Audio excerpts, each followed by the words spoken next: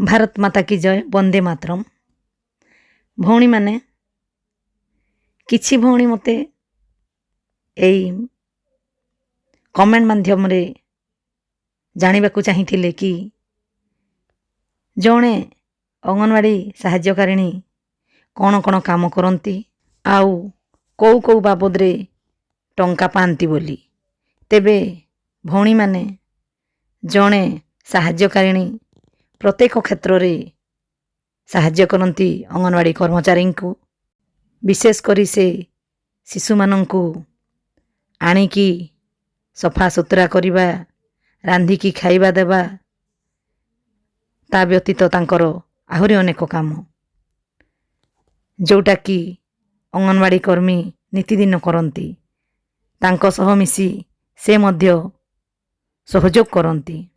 ता सहित रहिला जेतेबेले अंगनवाड़ी कर्मी बारंबार विभिन्न काम रे कार्यालय को जाइथांती किंबा अन्य कौनसी स्थान को जाइथांती, अंगनवाड़ी सहाय्यकारिणी समस्त कार्य निजे बहन करिथांती।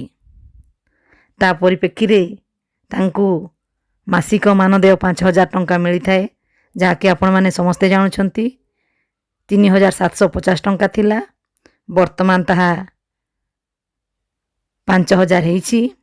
ता सह ममता योजना बाबद को अंगनवाड़ी कर्मी 200 टंका प्रोत्साहन राशि पाउथुवा बेले सहायिका पांती 100 टंका एवं पोषण योजना पोषण पाई अंगनवाड़ी कर्मी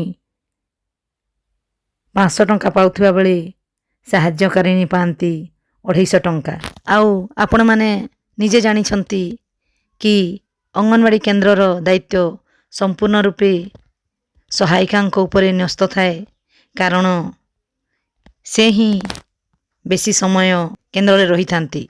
कारण अंगनवाड़ी कर्मी को विभिन्न समय रे भिन्न भिन्न कार्य रे नियोजित करा जाई थाए।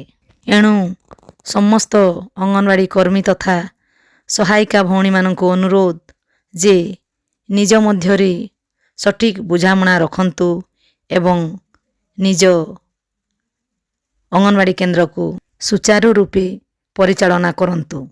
धन्यवाद।